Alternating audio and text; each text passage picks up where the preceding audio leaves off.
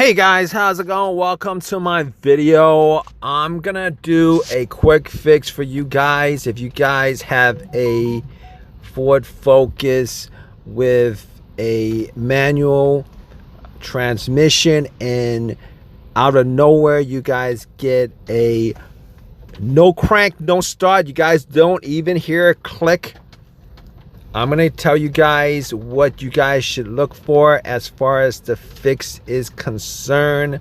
All right, so here's basically what happens in this with this issue. You have a Ford Focus with a manual transmission. It was working fine. You park it and then you come back, you try to start it. Everything seems to work. Your radio will work, your dashboard will work, everything will work except that it won't start. You won't even hear a click.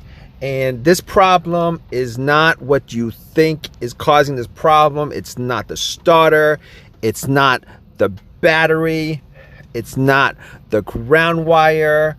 I'm going to tell you guys what this problem is, and it's a very simple fix, and you can fix it immediately, and you can take it you can after you guys fix it. It's not a big problem to resolve, and this is what you're gonna look for. So this issue is the clutch pedal ignition lock switch. All right, it's under the steering wheel. It's very, very, very simple to replace. Normally there is a spring in the lock switch, and this is for all just the 5-speed manual owners that are having this issue. Normally what happens is this is a switch that is under the clutch. So basically this switch is kind of like a shorthand. Every time you put your clutch down, it makes a click, and it lets your computer know that your foot is on the clutch, even though you don't need your foot on the clutch. And if this switch goes bad, and this is a very, very common thing with Ford Focus and Ford Fiestas, where 5-speed manual Ford Focus, Ford Fiestas, where this the switch goes bad. And I've seen in some cases, or heard in some cases, where the switch breaks and a spring falls out and the car goes dead.